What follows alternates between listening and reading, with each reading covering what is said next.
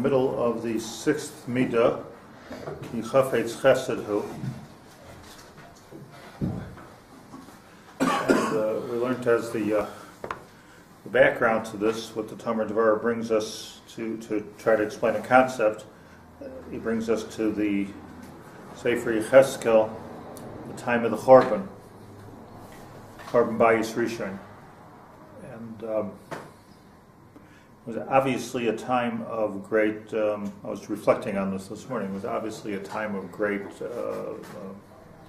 corruption for Klal Yisrael. Contemporary with Yecheskel was Yirmiyahu. And Yirmiyahu was considered a failed prophet. He was a failed prophet because apparently the culture of Klal Yisrael at that time was to worship Avodah Zarah. It's a little bit difficult to understand, but it's also it's kind of easy to understand. You know, the whole Klal Yisrael gets involved in this culture, which is just to be kechol ha'amin, as simple as that. Let's be like everybody else. And at that time, being like everybody else meant worshiping Avodah Zarah, and being spiritual meant worshiping Avodah Zarah. It's like everybody become a Buddhist, you know. Would that go back to Menashe? Oh, so exactly. So this is the time of Yirmiyahu. It was at the time of the Chorban. I have an interesting ha'ara to make, a mudna ha'ara, which is only slightly related to this, but I think it's more related than meets the eye. Everyone's familiar with the Gemara. The Gemara tells us the story that there was a melech tzaddik, Chizkiyahu HaMelech. He was one of the greatest, asher halach b'derech avosav. I pointed out that in Tanakh, in Sefer Malachim, you have two kinds of kings, those that were like David and those were like Yerovam ben Nevat. So the good guys and the bad guys. Everyone's compared to either David. In the beginning of every melech, it's either compared to halach b'atzas b'derech David Aviv, or he didn't. He went in the way of Yerovam ben Nevat. So Chizkiyahu was a melech tzaddik. He was one of the greatest tzadikim in history, Chizkiyahu, and he was not only a great tzaddik, but he was a great king. He instituted an educational program here in Eretz Yisrael. He won wars. He was a wonderful melech to have. They thought it was Mashiach, Chizkiyahu. It was an unbelievable time. The only thing is that he never got married, or he didn't get married. He didn't get married, and he was single. So an altar of Bacher as a king, which might have been part of his success. So Yeshayahu, who was the Navi at the time, the Gemara tells us in Brachos that Yeshayahu came and said to him, "Why don't you get married? You should get married. It's a bad example for people. It's a mitzvah to get married. Why don't you get married?" So he said, this is not a shaila. The reason I didn't get married is because I saw I'm going to have banin marim. I'm going to have bad children. So better not to get married than to have bad children. Introduce that into Klal Yisrael at that time. So, first of all, l'dayek, that Chizkiyahu was not only a tzaddik and not only a great king, he was also a navi. He's also a navi. Who knows what kind of kids they're going to have? Who knows what kind of kids? Even if after you have them, you don't know what kind of kids. Even after you have them, even after they're 30 years old, you still don't know what kind of kids you had. Even the Mafreya. So I mean, he knew that I can't. And ad kadei kach, he was so clear in this conviction that he didn't have children. So we all know that Yeshayahu gave him musar, and he said that what do you mean? There's a mitzvah to get married. There's a mitzvah for revu, and bahadikaf shedirachman alamalacha. You can't take Torah into your own hands and mitzvahs into your own hands. You have a mitzvah. So do the mitzvah v'zehu. So Chizkiyahu responded to him, and he said, well, maybe like this, you have a daughter, maybe I'll bury your daughter. He said to Yeshayahu, a Navi, Gadol. He said, you have a daughter. It made sense, a Navi, and the Navi Hador and the Melech Hador should get married. I'll marry a daughter, and maybe between Slusa Didi and Slusa Didach, I'll have some Hatzlacha. And that's what happened. And now, the way it works out is Chizkiyahu was right in his nevuah, and he had Menashe. His son was Menashe. So Menashe himself was Yeshayahu's grandson. In fact, Menashe killed Yeshayahu. It says that he killed Kol HaChachamim Shebi Yerushalayim. It says in Tanakh, Mi Peh El Peh, which means from one side, Min HaKotz El HaKotz, from one side to the other. He went through, and he hated Talmidei Chacham, and he killed Talmidei Chacham, Chizkiyahu's son. So a great father, great grandfather, but he was a Rasha. And he killed everybody. Mi Peh El Peh, Ein Peh El Yeshayahu Hanavi, says the Gemara, that the Peh, the Navi, Niv, Navi means the mouth, the mouthpiece of HaKadosh Baruch Hu, the lips of HaKadosh Baruch Hu were killed. So, was Chizkiyahu too hard on him? Is that why he became Rasha? I have no information on this. I mean, it seems like you have two parents who are tzadikim, and they really want to have a tzaddik. A lot of pressure there. There's a lot of pressure. Yeah. He rebelled. Yeah. I remember after Moshe Feinstein Zatzal died. So, like a week later, there was he had a grandson. So they wanted to name the grandson Moshe Feinstein, obviously, like named after the Zayda. And Reb David Feinstein said, no. He says the pressure on this kid to be grown up called Moshe Feinstein is it's going to be ridiculous. He's going to like this a guddle to be able to see. But I don't know if that's a shot. Okay, that's maybe a shot. What I wanted to bring out was a very stark and radical point, and that is that if you really look at the history of Klal Yisrael deeply, who caused the Churban Bayis? Yeshayahu. He's the one who caused the Churban Bayis Rishon. He's the one who caused the Gullus, and he's the one that put us through the situation we're now. I would go so far, being radical, he caused the Holocaust. If Chizkiyahu would not have gotten married, and this was Chizkiyahu's cheshbon, so Chizkiyahu was very, very right. And what he was really saying, if you look at like the superficial way to look at the Gemara, is hey, there's a mitzvah, you might have a cheshbon, but don't make cheshbonis, there's a ribbon shalom. But this is Yaner cheshbon here. This is not just a cheshbon. I'm telling you, Yeshayahu, that if I have children, I am going to destroy the Jewish people.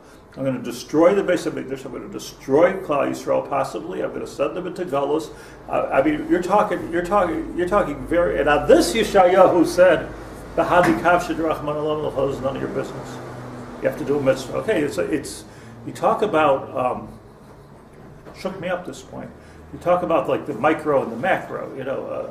You talk about avera l'shma. Talk about sometimes it's just not the. It feels like yes, it's a mitzvah. It's a mitzvah, but how much do I have to do for this mitzvah? There is a concept of avera l'shma, isn't there? I mean, there's a concept. I always tell the story about the Chazon Ish that I heard from. Do you know who Rav Tzvi Kushelevsky is? Big Rosh Hashiva who I'm close to. So we went to visit once. I went with him to visit his father, who was the Rav of Beersheba at the time. His father, Rav Kushelevsky, was a brother of Rav Gervitz, who was the Rosh Hashiva of Gateshead. Why they had different names is a Jewish thing. But Kushelevsky and Gervitz are brothers, full brothers. They just had different names. But we went to him, so he told a story. I remember he told stories on Purim morning. He told us a story that always stuck with me. He said that when he came to Beersheba, he was in Beersheba maybe 30 years at that time. It was the original Rav of old Altstadt Beersheba. When he came to Beersheba, so the mikveh was so dilapidated that it couldn't be used. And he had to build another mikveh, and he had to get a rishayon from the area to get a... Now, when I heard the story, I didn't appreciate what it means to get a rishayon from the area. It's the most. I mean, can you imagine back then, where they were. All right, that's a different schmooze, But as somebody told me recently, when the government of Israel was founded, so it was a bunch of Polishers. So their idea of a government was to look at the Polish government and transport it to the Middle East. So here we are. This answers all the kashas. Absolutely. Like we're in Poland, 1933 here. So to get a rishayon for a mikvah, so they told them that you can't build a mikvah because we have certain places allocated for divrei kodesh, and there was one place you could build a mikvah, and that's where the old shul was. He already built a new shul. So the halacha is that you're allowed to build a mikveh anywhere except for on top where a shul used to be. That's the din. Where a shul used to be, you could build anything. You build an apartment building, but you can't build an official merchatz on top of where a shul used to be. That's the din. So he said that I can't do it. I can't build a mikveh. There's connected halacha. So that's the only place you have to build a mikveh. So he went to ask the Chazon Ish what to do. Should he build a mikveh or not build a mikveh? Should he violate the halacha of?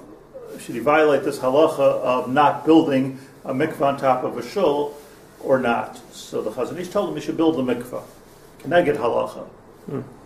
So he said, what's the svar? So he told him, the Chazon Ish said that it's worthwhile to burn in Gehenna a little bit so that the oilam should have a mikveh. He said that? Yeah. So, that's all. You'll have to suffer a little bit in Gehenna, but the oilam will have a mikveh. So Rav Kushelevsky said that. Told me that he said to the Chazon Ish, "What do you mean? What do you mean? You're the one who's paskening. like I'm just going. I'm coming to you. Why should I?" So he says, "No. He says this is the responsibility of the Rav of the city. It's your schus to burn in Gehenna, not my schus to burn in Gehenna. The oilam to have a mikveh." So it's an amazing story, no? Like They built that mikveh? They built a mikveh. That's where the mikveh is. You can go look at this mikveh. You have to wonder, by the way, for people that said, "Oh, you can only build here," maybe they knew the halacha. They didn't want the mikveh. Okay, you can wonder with that. But the thing is that what I'm saying is you have the micro and you have the macro. So the big picture is that you need a mikveh. The small picture is we're doing an aveira now. So what do you do in such a case? So the answer is you can't say, well, it's mutter. It's an aveira, but sometimes you do an aveira. So when I'm looking at a bigger story than Beersheba, I'm looking at the Jewish people, all of history, of Chizkiyahu saying, I don't want to have kids. I don't want to be the one to destroy Yerushalayim. I don't want to be the one to put the Jews into the. I don't want to create pogroms and Holocaust. That's not what I want to do. I don't want a Spanish and Portuguese expulsion on my head. Yeshayahu told me, no, you have to. The opposite of the Chazon Ish. This Yeshayahu is opposite of the Chazon Ish. L'chora. So, and Yeshayahu in this psak, it would seem, not only was murdered himself by his own grandson, Menashe, but Klal Yisrael, suffered so, and almost, as we learned in Yechezkel, almost was destroyed. So I think that this is really L'inyanenu. I just want to speak it out over here. It's mamash L'inyanenu. Because let's fast forward a half a generation to the time of Yechezkel. Menashe came. Yirmiyahu is walking the streets and saying, destruction is coming.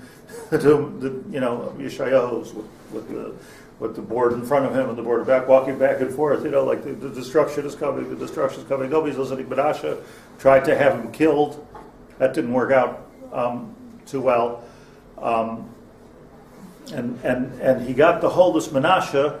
Got everybody to be Oved Avodah Zarah. Yirmiyahu, they were so bad that Yirmiyahu couldn't stem that tide. He couldn't stem the tide. And even though, if you look in Kinos, and in Malachim Chav Beis, I believe it is, by Yikonein Yirmiyahu, Yoshiyahu, so the grandson, or the son of the grandson, I think the way it worked was Chizkiyahu, Menashe, Ammon, and then Yoshiyahu.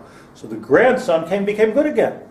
He was good. This was a temporary insanity. So Yoshiyahu, it says there in Kinos, was not able to. He was able to get rid of a lot of the Avodah Zarah, but he wasn't able to totally eradicate the influence of Menashe from the Jewish people. So we were still. It was so deep and it was so strong. This Avodah Zarah became so deep into the culture that the Churban happened anyway. So Yeshayahu says that. Yirmiyahu says at the hesped of Yoshiyahu that at least he pushed away the Churban 22 years, Communion Aleph base. He pushed it away 22 years. He did. It was a tzaddik. Yoshiyahu was a tzaddik, but not a big enough tzaddik to change the generation. Chizkiyahu, he went B'derech Chizkiyahu, but he wasn't Chizkiyahu. So now we're talking about a very, very bad place that Klal Yisrael's in. It comes, and the Beis HaMikdash is destroyed. But before the Beis HaMikdash is destroyed, Yeshayahu has this nevuah, two nevuahs, one in Eretz Yisrael, one in Chutz La'aretz. So he has this nevuah which we talked about on Sunday, and that's the nevuah of the destruction of Klal Yisrael. And the destruction of Klal Yisrael worked, as we read together in Parakut of Yecheskel, the way it worked. Yecheskel had this vision of what was going on in the Beis Din Shomala.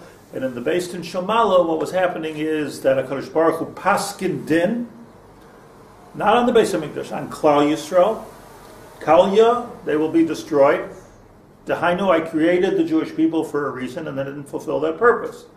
So we'll go the way of the Romans and the way of the Greeks and the Babylonians. I created you for a purpose. You didn't do your purpose. Or your purpose is over. You didn't do anything. So we're going to destroy them. He tells to the Levush Habadim, Gavriel, who's always called Ish. He's the only Malach who's called Ish, which is significant. He tells them, okay, take the coals, take the fire from under the Kruvim, and throw them on Eretz Yisrael, and throw them on the Jewish people, which was something in Shemayim going on, unfathomable to you and incomprehensible, but somehow or another, this movement in Shemayim is going to destroy all of Klal Yisrael. So it means that the din, as I pointed out, is that Klal Yisrael is no good. Klal Yisrael has ois gespielt. They have no redeeming factor. The din is out. Klal Yisrael has to be protected, has to be destroyed. The Kruv, says the Yecheskel, went into the fire, took out the coals.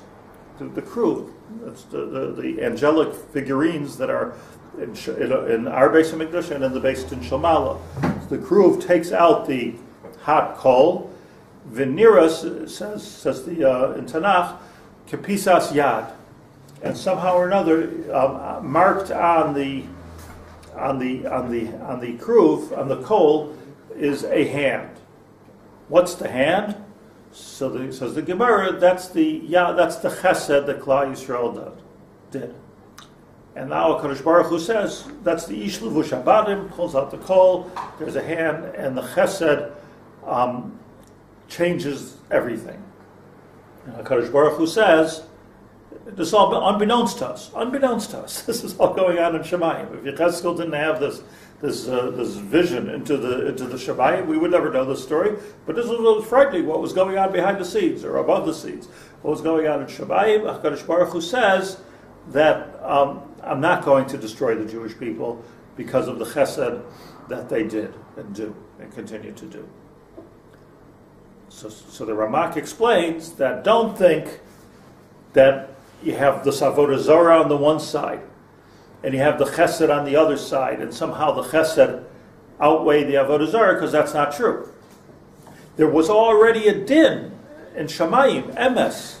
There was already a din that Klal Yisrael needs to be destroyed. The din is gone. It's Gepaskin. It's already finished.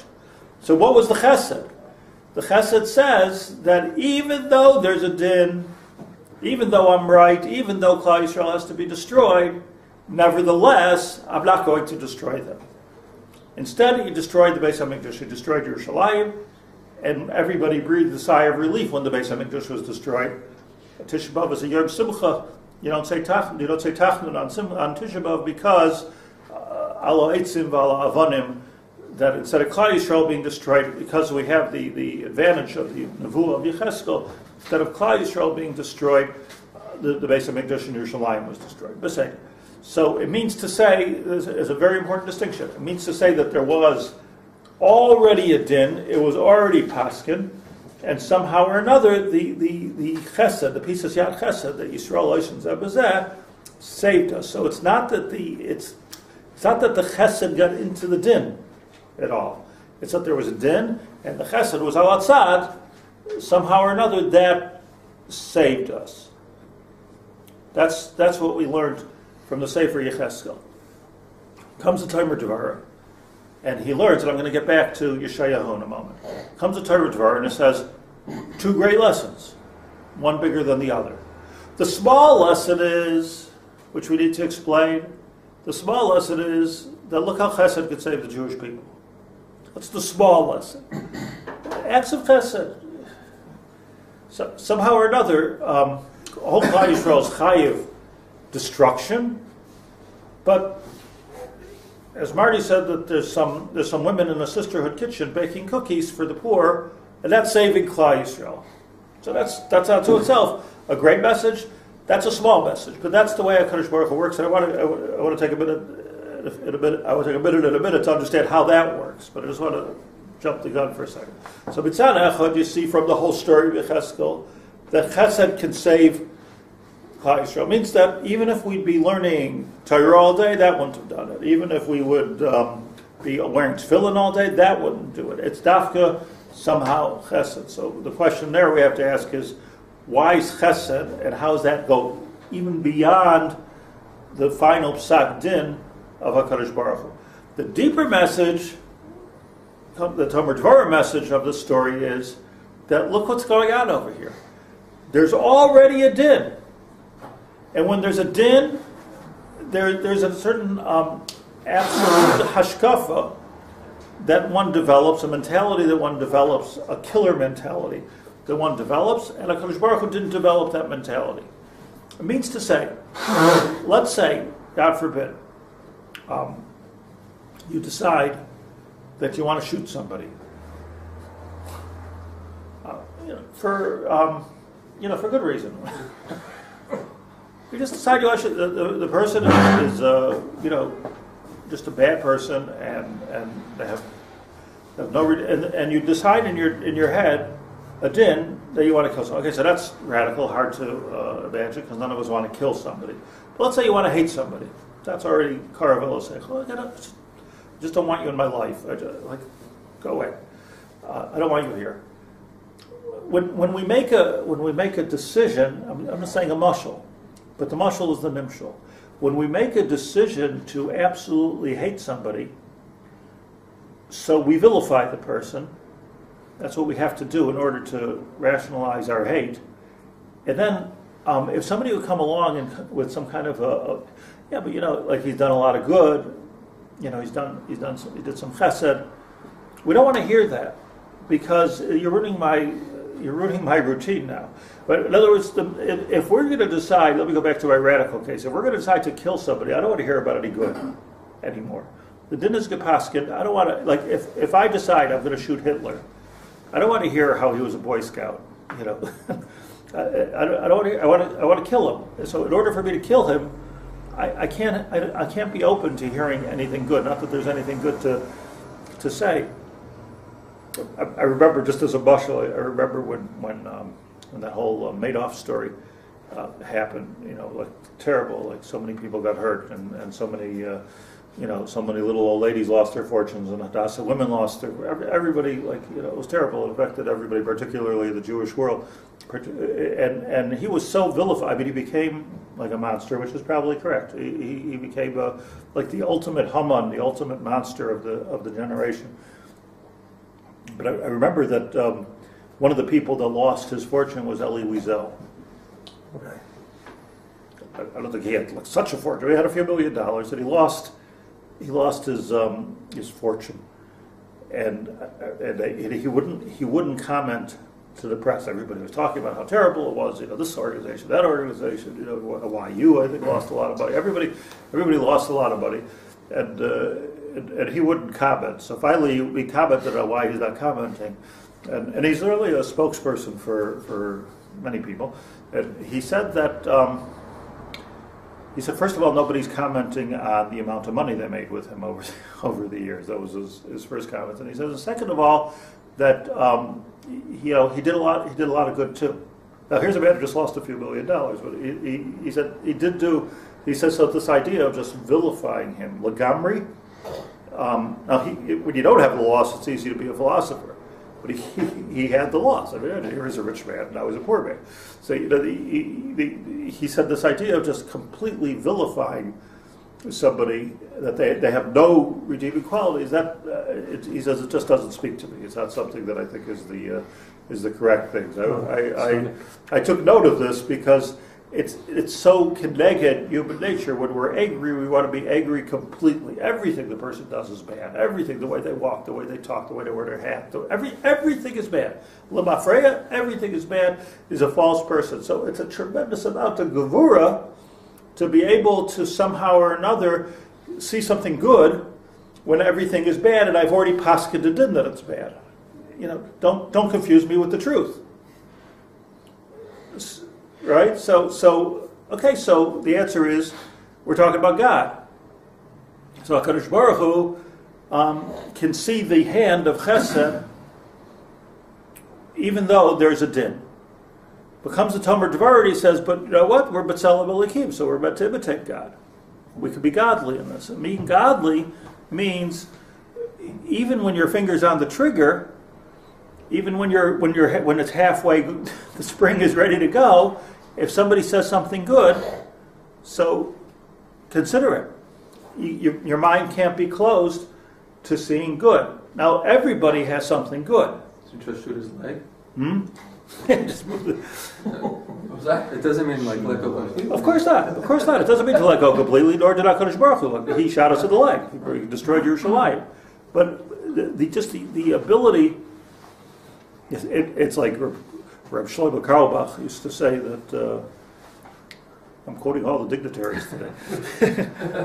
He said, like, what's the difference between somebody in Sahal pulling the trigger and an Arab pulling the trigger? He says the difference is that when an Arab pulls the trigger, he prays to God that he's going to hit his target. And when a Jew is pulling the trigger, he prays to Hashem that the gun should fail and Mashiach should come and this whole thing should be over. That's like, who wants to shoot something? Like it's a but this idea of seeing the Pisas Yad, says Tomer Devorah, this is not only Hashem could do this, we could do it also, because we're wired that way. We're wired in a godly fashion. So this is pashut within us to be able to.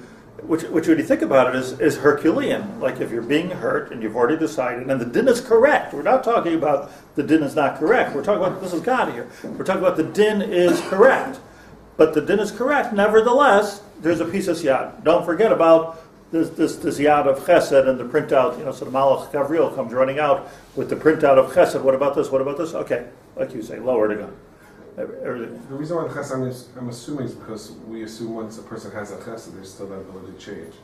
Is that what we're thinking? Is that you're explaining what I didn't explain yet, and that is why chesed. Right. Why particular? Apparently, it would seem that nothing else would have done this. So why does chesed have the ability to change? That's point two. Point one is clear here, that we have to be open even as the trigger is being pulled. To think maybe not. That's a tough one. It's already even words. Like if you've decided in your mind that you're going to say something very hurtful to a person, and that means that you've been hurt. You thought about it. You've got the really brilliant thing to say.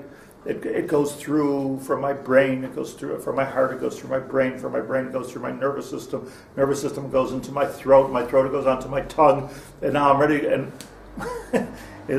how do you stop it at that point? That's a very, it's already there.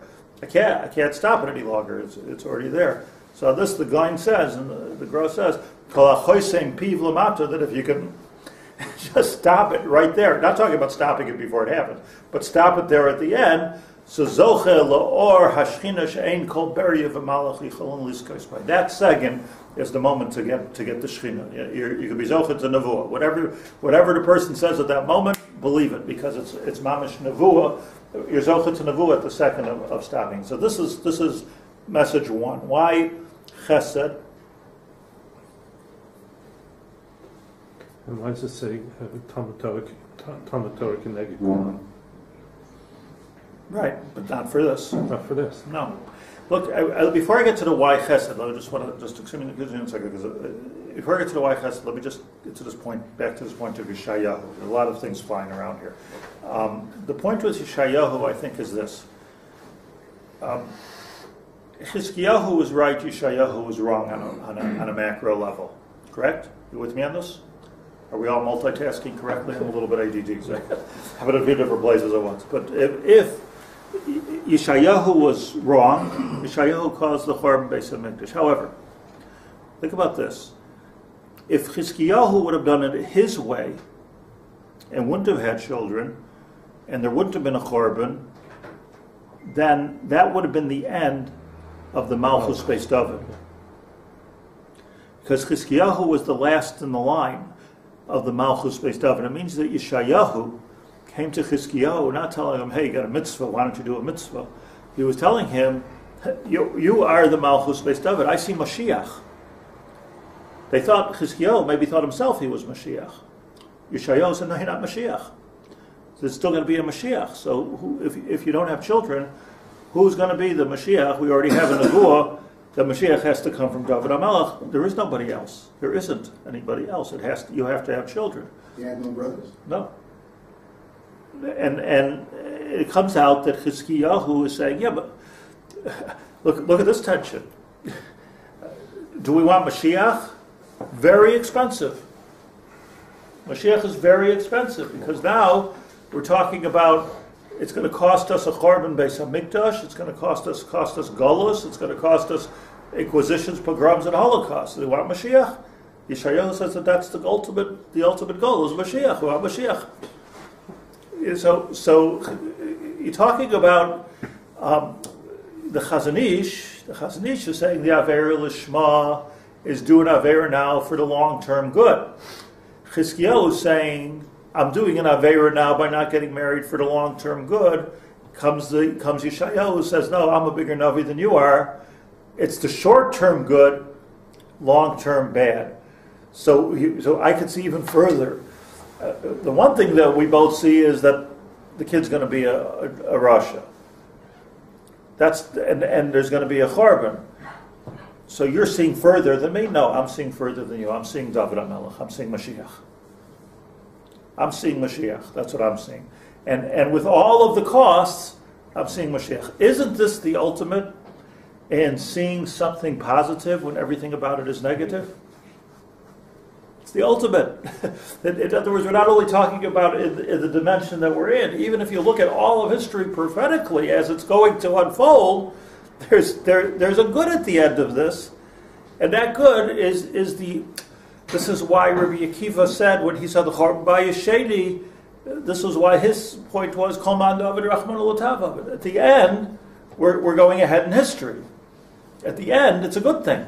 So it's hard to see the end, but you have to have such a kind of a mind and such a kind of a heart that when everything is bad, to see something good. So why Adam did the Chet also. I mean, it's the same idea. Yeah. It's long-term, short-term, long-term. That's what we're talking about over here. And this is where the openness of redemption in the literal sense of the word is here. So let me just 5 minutes. Let me just explain Chesed for a second and the way I understand it. I was remembering this that in Shabbos we should probably spend more time on this. There's so much to learn in Torah. But on Shabbos we say Kel Adorno Kol Hamasim. It's a nice song. Everyone in the world sings it. Usually, though.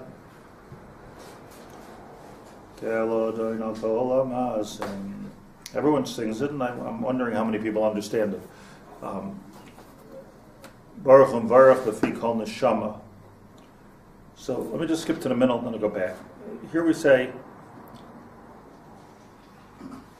Schus u'mishar lifnei chisai, Chesed v'rachamim lifnei chevoidai. It's one of the praises. Again, Kel Odar Nal Kol HaMaisa, Baruch Lefi Kol Neshama. Trust me that this whole Kel Odar is referring to nothing to do with this world per se. The whole Kel Odar is talking about what's going on in the world of Malachim. Al Kol HaMaisa means not in this world, but the entire universe. Baruch Lefi Kol Neshama. The Arizal says Kol Neshama is a name for Malachim. It's talking about the Malachim. Godlei v'tuvay malei olam, dasu svuna soivim v'maisai. because you know that, and the rest of this is all talking about the spheres. If you're so inclined, so take a look at it and you'll see. But do you know that the spheres there's what's outside of the world, which is called the Keser, and then there's the Zion spheres to go through the world, which is the Bria. Bria is full of Chesed, Gvura, Tiferes, Netzach, Yisaid, and ultimately Malchus, which is the purpose of the world. So there's the word in Kabbalistic words, not to be afraid of it. But there's the Bakif Kol Almin, and then there's the Memali Kol Almin. There's the aspect of a Kadosh Baruch Hu which surrounds the world. That's the Keser, be out of this world, something we can't understand, and that's what's in this world which we can't understand. So God Lei V'Tuvay Malei Olam, Das Uzuna Soivavim Oisei. There's the Malei Olam, and then there's the Soivavim Oisei. So I'm only saying this to bring out that this is not talking about anything we think it's talking about. It's talking about the spheres. But here we say as follows: Schusu Mishar. When we're talking about a Kodesh Baruch Hu, Schusu Mishar Lifnei Chisai, Chesed V'Rachamim Lifnei Chivodo. Says the Vilna Gaon.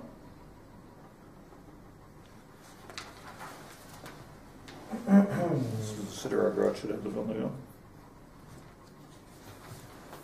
Gaon. Schusu Mishar Lifnei Chisai. Says the Vilna Gaon, Heim Shnei Hanhagay Shel HaKadosh Baruch Hu Shebehem Shofei Ha'aretz. So just keep this in mind, Shabbos morning. Leave just one pasuk.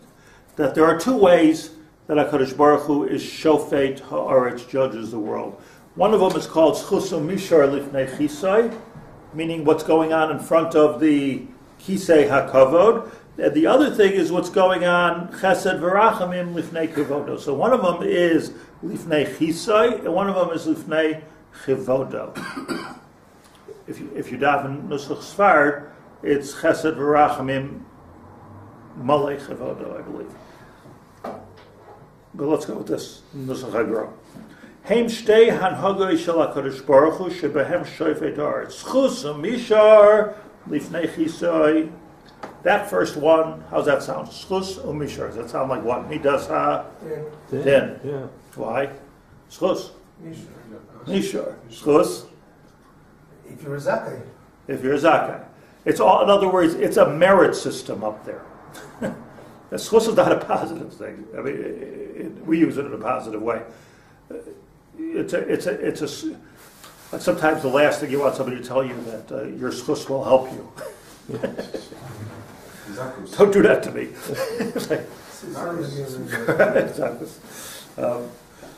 Schusu Bishar Lifnei Chisai Hu Shem Adnai Dina de Malchusa Dina. Amazing words. Dina de Malchusa Dina Lifnei. Oh, it's all about din. I don't know why he brings that. Ach Schusu Bishar shall call Adam. So Schus Umishar. Vasisa is Hayashar, right? Hatzur Tamim Alay, Tzadik V'Yashar Hu. That's the Midas Hadin of HaKadosh Baruch Hu. Tzadik V'Yashar Hu. Yashar is din. Yashar is always din. Mishar. Chesed V'Rachamim. So where does that come into it? Lifnei Chavoidoi. Hu Midas HaRachamim. Shem Yud Kei Vav Kei.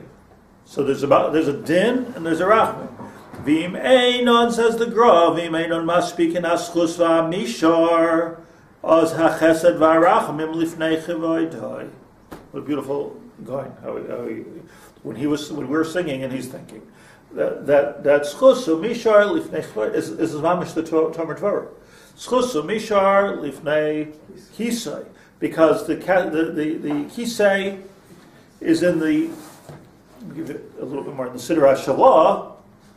Coming from a different angle. Lifnei Chisai, Chesed Rachmi Lifnei Kavoidoi, says the Shalah HaKadosh in the Shar Shamayim, Roimeis L'shnei Kavim. There's two different ways of doing din. Akisei Roimeis L'kisei din, because it says, Al Kol Zaisu Mishar, Kamashikasav Atzur Tamim Palei Tzadik V'Yasherhu, V'hu Schus. And it's called schus. Why is it called schus? Schus sounds so positive. Afshu chayv, meaning it's a merit system. That's all. Chen nikra hechel hagvura hechel haschus. That if you want to know where the din takes place, it's taking place in the hechel haschus. So it means to say that let me go back to our case of the korban. there was no schus. If there was already a din, means there was no schus. The chesed. So the chesed is not yet a schus and din, because there was nothing. We had no redeeming factor. Elamai. Chesed v'rachmim lifnei chivodo. So chivodo is the makom of this world. Shehu kav hachesed. And it means that ultimately HaKadosh Baruch Hu made this world as an olam chesed yibana, and if we're inhabiting the world and we're doing tikkun olam and we're helping each other and so even though in din this whole thing doesn't make any sense, HaKadosh Baruch Hu says, it's a lost leader, but I'll do it anyway. Let them. In other words, in din it makes no sense. Let's annihilate them. But the chesed is, the mile of chesed over even Talmud Torah is that it's mamash in this world, hands-on. It's all hands-on. Meaning that everything until Yadayim is esoteric. So, what can I say already about Klal Yisrael?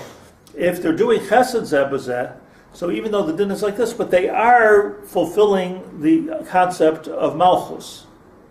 They are living in this world like respectable human beings, and they're helping each other, and they're doing something for each other. So, what about it?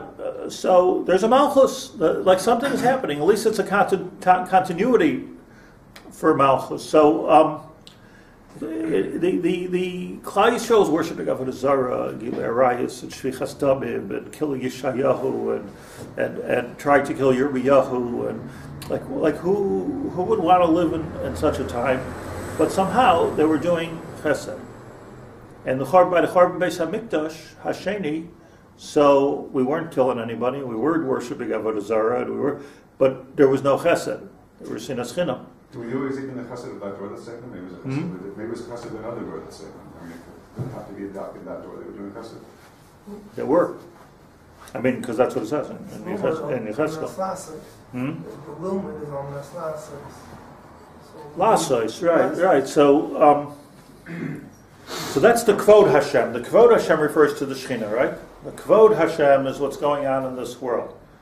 So there's a, I think we're just touching it, but there's a tremendous concept over here that in din, meaning, and I'm going back to Yeshayahu and Chizkiyahu, and in din there can be no logic to this, but that's in Lifnei Kisar, that's in the world of Bria. In the world of Yadayim, in the world of reality, I still need that guy to plant the potatoes. We still need the Yadayim in this world, and somehow or another, if we're making ourselves useful, best thing is if we're being Zoche B'din, but if we're making ourselves useful in the world of Chesed by helping each other, so then the world is still happening. So we're preparing the world maybe for our children. We'll survive. We'll survive, and ultimately Mashiach will come. Even if you have a door which is Kulei Chayev, Mashiach will come. Dafka, a door Kulei Chayev. So how does it even exist, a door Kulei Chayev? Why isn't there a Mabul? Why isn't there a Harb? And the answer is that Kulei Chayev is in Shamayim. The Kulei Chayev is not here. But there's this idea of Osin Chesed Zeh B'zeh. So let's to make the Sikkum. There's so much to learn here in this Shalah, and the whole Kehillat. Really, it would be good if we took a departure from everything for 3 weeks and went Kehillat. But I don't think I'm going to do that. But we should do that. But let me just make the rikuz that here's a case where in the world of Shemayim where there's total din, and Afal Pi there's no total din, and the din is guilty, negative, death sentence. And then the piece of Yad comes and says, yeah, but they do chesed. And the chesed, it's dafka chesed. Not they do Torah, not they wear tefillin, not that they do chesed, because chesed means that malei chivodo. So if my world is still working, it's not worth destroying the world. What was the problem with the Mabul? Nobody's doing chesed. They were killing each other for Shava Pruta. So at least there's some chesed over here. So the chesed keeps you, you're not going to be destroyed as long as there's chesed, even though the din says destroy. That's the first limud, importance of chesed. The second limud is that HaKadosh Baruch Hu can see this chesed even when he's in the middle of paskening din. The fire is burning, the coals are in Gavriel's hands, he's giving him, according to the Gemara, lashes for not carrying out the Chorban, what are you procrastinating? But even with all of that anger, HaKadosh Baruch Hu can still see this little bit of chesed and not get carried away. Okay, that's God. Of course, he's not going to get carried away. He's 100% HaKadosh Baruch Hu. But the answer is we're wired that way too. So the exercise here that becomes to be able to recognize some kind of a redeeming factor in somebody, even when they're completely off, they're completely wrong. You see, if somebody is, I think, let me just add with this thought here, that if somebody is, if somebody gets on our nerves, annoys us, or hurts us, they could be 80% good and 20% bad. The 20% is very annoying, but that in our minds, I believe, the way human nature works, if let go, if you just let it go without exercise, the way it works is we see the 20%, we don't even see the 80% anymore. 80% completely vanishes, and you see it. I'm not a big bucky in Shalom Bayis, I wish I was, but I do see this. Like people have timeless all the time. Like my husband this, my wife that, my husband this, my wife that. Like does it do anything good? I was just like, is there anything good? Let's focus on it for a second. The moment that you can see, like even one good thing, just recognize one good thing. Makes wonderful potato knishes, whatever it is. Some chesed somewhere along the line, and there isn't a case of nobody that I know is married to absolute Rishayim. And this is what he brings here, that even in the Gemara, Reb Chia, who had such a horrible wife, a machashefa, as a wife, he would ask for advice, she'd give him milchas. They're just terrible, trying to trick him up all the time. They asked him, tell me to ask him, why he's staying married to her? Why? Just go, she's causing you misery. Dayenu, shebegadladas banenu, v'batzilu daisanu benachet, must speak. And he doesn't say just for himself, for everybody. Dayenu, it's must speak. Enough, Dayenu. That sof kol sof, she's raising the kids, apparently she's doing okay with that. And she's saving me from doing Averas.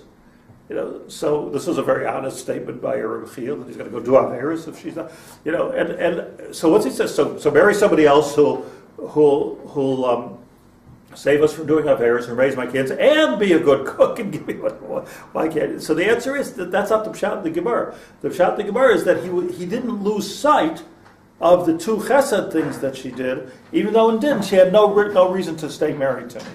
So it doesn't mean everybody has to stay married, but it does mean that we're not allowed to lose sight of the good, which is there, if there is good there, which I reckon there always is some good there. So that's, and even in the middle of the anger, the middle of the divorce, okay, sof kol sof, megadlin ispaning. Sorry for over. So chesed is malchus. That's why. Chesed is malchus. Okay. That's why he doesn't destroy. Chesed is malchus. He sees the malchus in Yisrael. Chesed is malchus, and that's the nakuda of chesed. Chesed. Chusam misha lifnei chisai, and chesed is lifnei chavada. When he created previous videos that Hashem is forward-looking, that He's Shenosi Avon because He's waiting for us to do tshuva. And then this is Gadol al Kulam, because even if there is no future necessarily, there's still a tithe there. When he created the world with din, he knew it wouldn't work that way. So, right. So that's us. We're 12:30. there's a forest brisser. Isn't that we didn't speak in these terms, but isn't the issue that there was a Heferos bris? Yeah, we messed up the government. So the deal is off. So Bedin, There's no deal. there's no deal.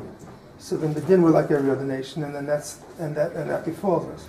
But then the Chesed is somehow. That's That's the Pella here. We were made for bris, and the Chesed somehow saved us. And we always have that because, like Misham Parmes Fasenu, the backup plan, a remnant or something will exist that can then rise to that point. But here's the Chesed. But it's only Chesed. Which bris were we made for? What do you mean? The bris Sinai. Brisina, not And the bris Ben and Absarim. both. Let's say assume there were two brises. So if we focus on the Ben Absarim, could there be an element of it that since, but the midas of Avram are still there, so then there's something to build it from. This everything that we're learning today is the Pshat in Avraham. So The Pshat in Avraham is, even though Avraham was Moshe Nefesh his whole life for Emes, right? He was breaking idols and he was jumping into Kivshin Aish. It's called the Ish Chesed, because the Uftu of Rav Avinu wasn't that he was the Balshita. The Uftu of Avraham was that he did Chesed, and that saved everything. That was it. Well, that's what saved everything. In other words, that began the tikkun of the Chet of Adam Arisha. So can we say that even though we're made for the bris of Ben Absarim, we're not made for the Chesed. or we're ready to there's something in us that will be resurrected or that will preserve it or that deserves as long as we're typed in that. It means, in other words, there's a 2-point program. Like one program is to try to get us that there's no din. Now, it's the best thing to do the bris and learn Torah, and that's the Talmud Torah Keneged Kulam, I believe. That's what Talmud Torah Keneged Kulam in terms of the bris. Bris Sinai Torah. And then there's the Indian of, but what if, like the backup plan, the net.